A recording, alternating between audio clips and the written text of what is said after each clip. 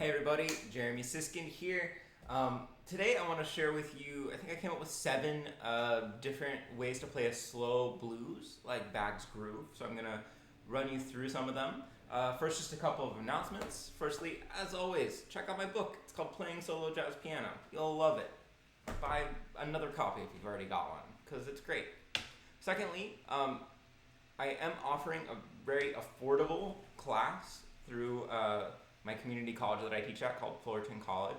I have 2 different levels of a jazz piano class, so if you'd like to come and study with me twice a week, it's very affordable, about $50 for Californians, about $300, $350 if you're out of the state of California. So visit jeremysiskin.com/jazzclass. I've created a frequently asked questions page about the class so that you can learn more. But it would be fun to have you in an organized class where we start at the very beginning and go step by step to learn how to play jazz standards. So now let's jump into the content, which is this tune, Bag's Groove. If you've never heard it, it's what we call a riff blues, which basically means that we're playing the same thing 3 times in a row over the 3 4-bar phrases of the blues form. So kind of a standard version.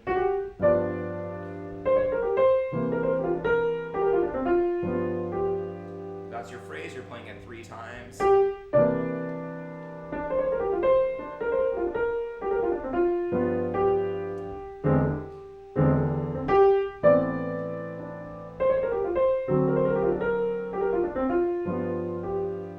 Right, the 12-bar blues is made up of 3 4-bar phrases. That's how we get to that number 12.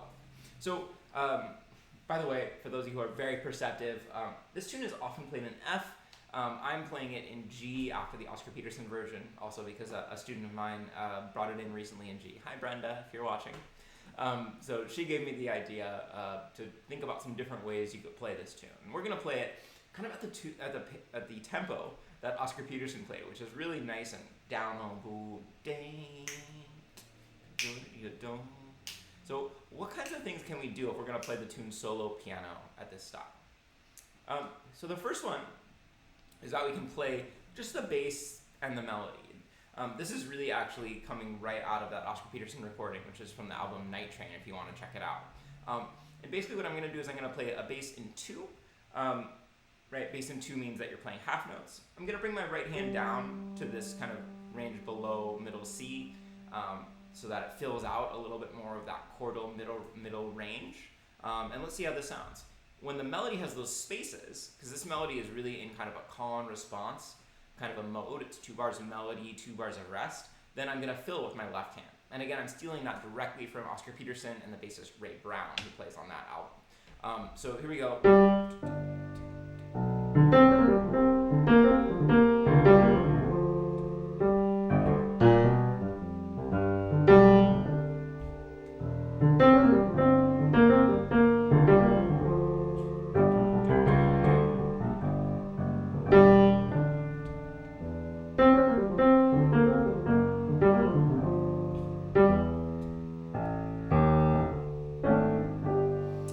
Down here, it could be more of a held bass, in which case I wouldn't be playing every half note. Maybe I'd hold for a whole note.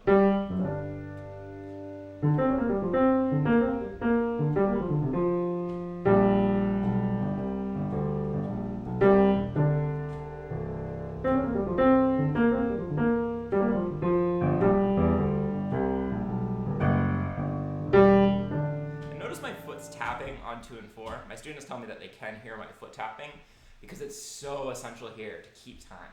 I'm trying to hear the drum pattern in my head, the ting, ting, ting, ting, ting. Otherwise, it's so hard to make this actually like feel really good and grooving at this slow tempo. So that one's nice and simple. Just a bass in the left hand, a melody in the right. Second thing to do is what we call Freddy Green style comping. If you're not aware of this name, Freddy Green, he was the famous guitarist with the Count Basie band. And he's kind of famous, even though few can actually claim to have heard what he does. Freddy Green is known for strumming the guitar on all 4 beats. And it was famously said about him that his style was meant to be felt, not heard. So it's kind of going along with the drums. And we can imitate that on the piano by kind of strumming or repeating 4 quarter notes. It's kind of not a typical jazz piano or piano style. It's more of a guitar style, but at this kind of tempo, I think it works really well. So.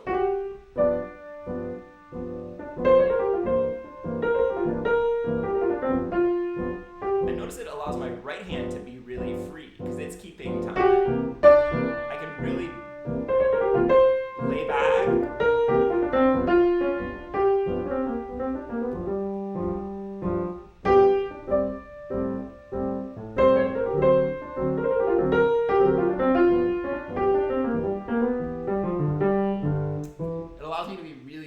With my right hand, because my right hand doesn't have to define the rhythm.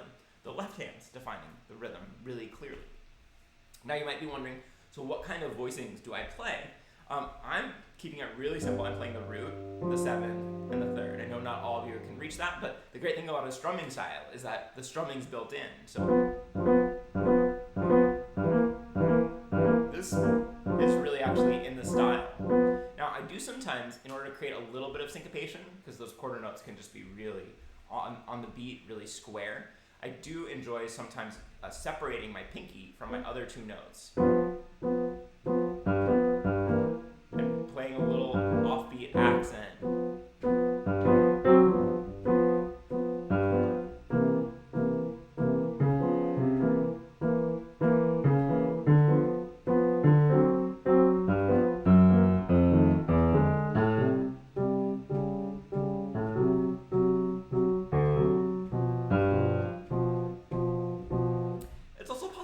Without the bass at all. So it could be. So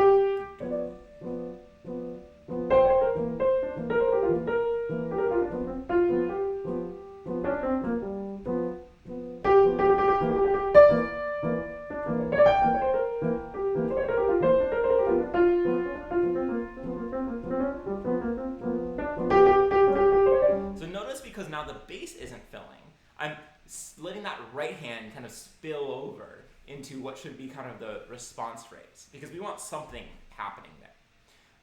Another thing that could potentially happen there is something at the top end of the piano. So you could have kind of a call and response between the middle and the top.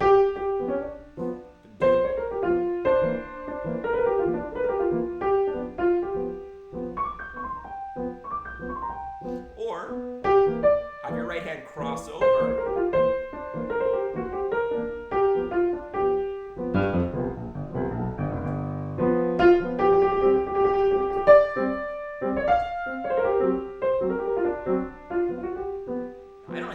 First chorus. Now, if you do that, for 8 choruses, it's going to get a little bit boring. But fortunately, I have more ideas for you coming up. So the next thing is some kind of boogie woogie. And when we talk about boogie woogie, usually we're referring to kind of a complex 8th note style on the left hand. Here, what I'm saying in parentheses is I'd focus on a quarter note boogie woogie. I think an 8th note boogie woogie is going to be too much for this head, but just an easy. This is going to be the bluesiest, probably, version.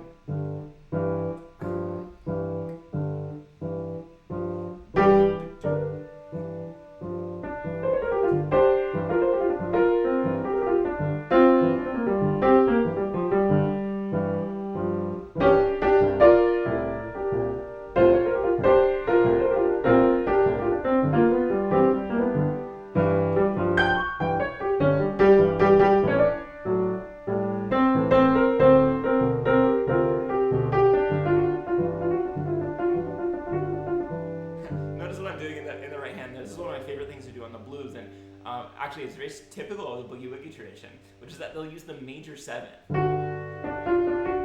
instead of the dominant 7th over blues chords, which is very unusual. But you can hear that it's kind of an interesting, alluring kind of a sound. So, yeah, you could use that kind of quarter note Boogie Woogie, just having that thumb going from the 5th to the 6th, to the 7th, and back. Other favorite boogie woogie patterns, I'm not sure how well it will work for Bag's Groove, but let's try it, is this kind of thing.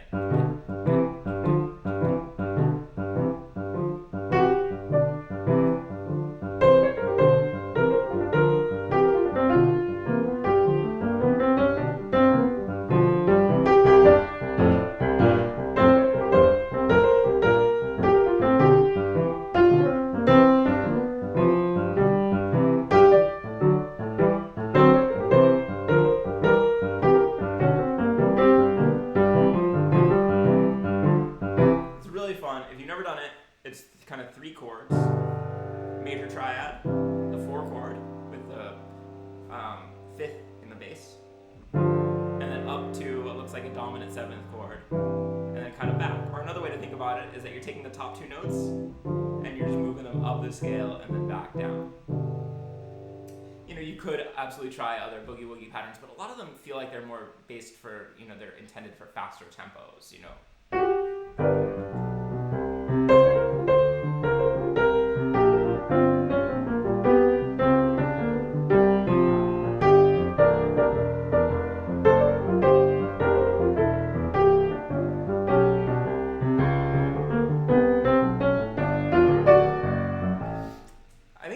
But it's not really the super laid back blues feel that I want. So let's move on to the next one, which could kind of be combined with some of these other styles, which is to use these gospel triad voicings.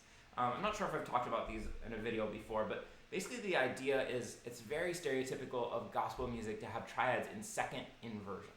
Believe it or not, that's what this really sloppily written word says, inversion. So, you know, we're in the key of G. Since it's Mixolydian, we'll have all white keys, right? A flat 7 for the blues.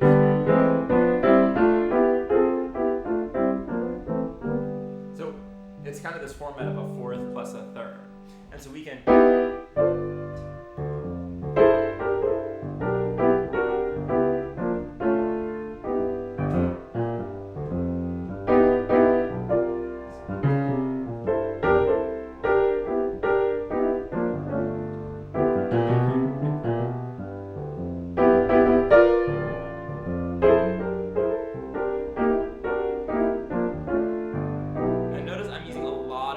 notes there,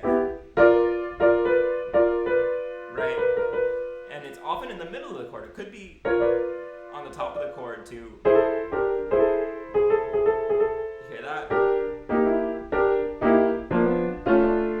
But it's a really slinky.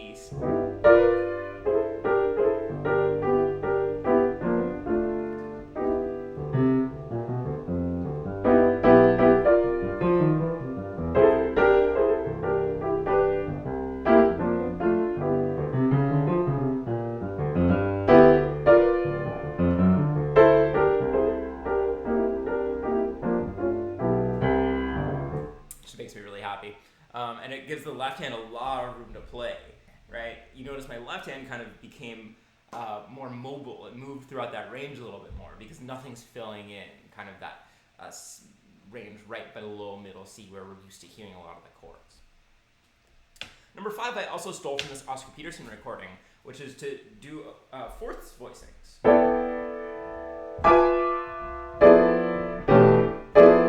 So everything's arranged in 4ths, F to B, B to E, E to A, A to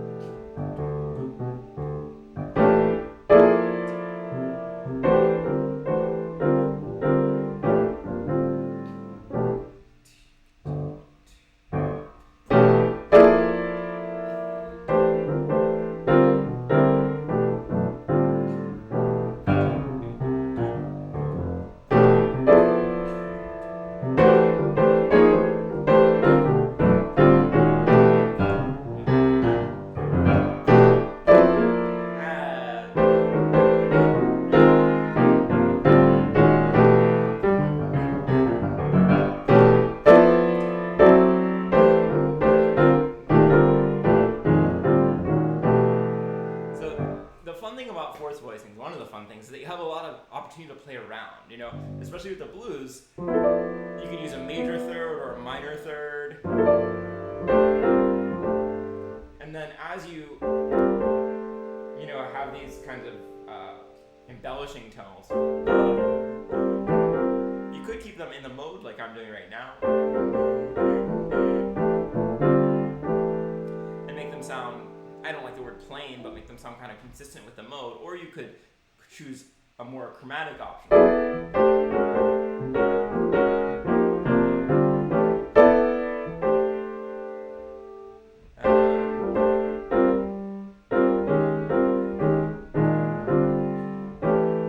lot of what I'm doing is planing, and planing means that you take the exact shape of a previous chord and you move it.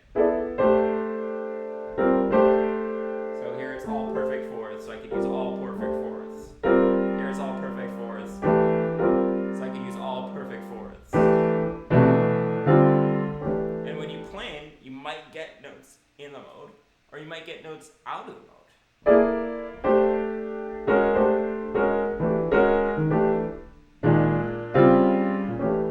So there's a lot of room to kind of play around with these fourth voicings. And you could also do kind of different things in terms of what the response is going to be.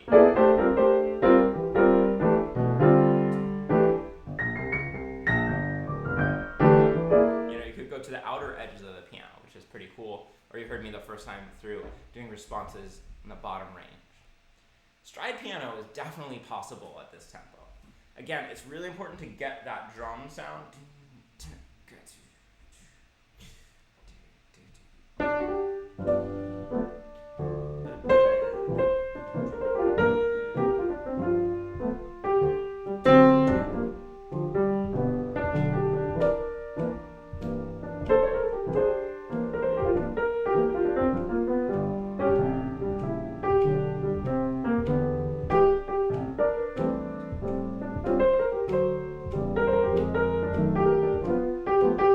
Just like the Freddy Green, it's giving my right hand a lot of room to lay back on the beat.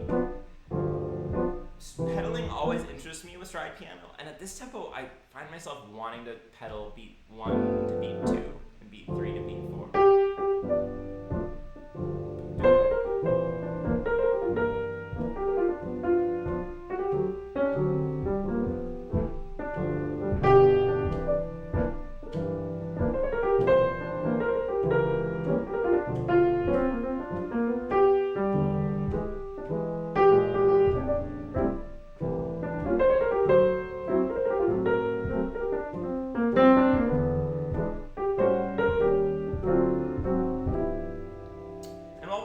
Stride, and this also works for the Freddy Green style. You don't have to play all 4 beats, especially in a tempo like this. Sometimes it could be nice to leave out a beat, so it could be just 1, 2, and 3.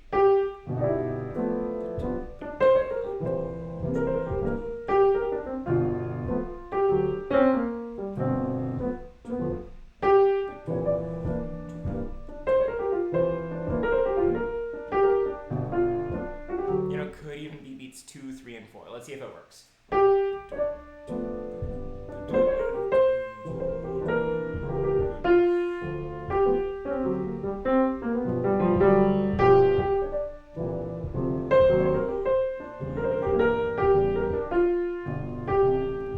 It actually kind of works nicely, right? Or we could do 3, 4, 1.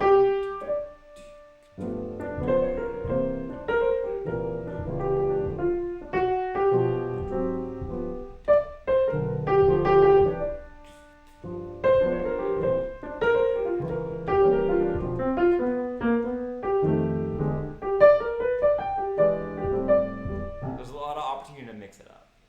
All right, and then call and response.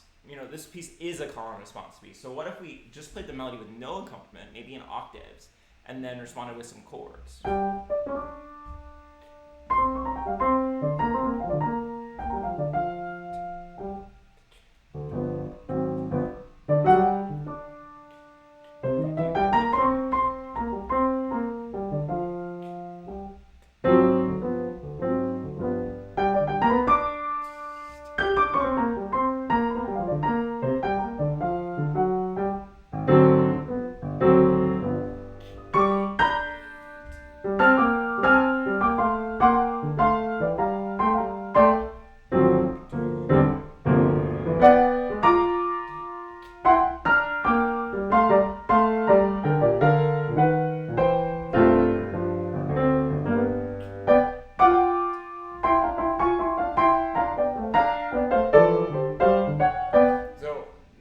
I'm just breaking up triads between the 2 hands in some different ways.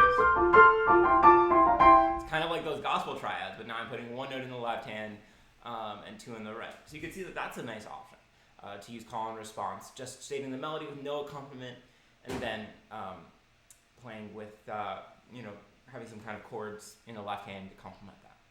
All right, thanks again. I hope you enjoyed that. This is my book. You can buy it from jeremysiskin.com. You're running out of time to buy my other book for $1.99, so try to do that before you can, and I'll see you here again soon. Bye-bye.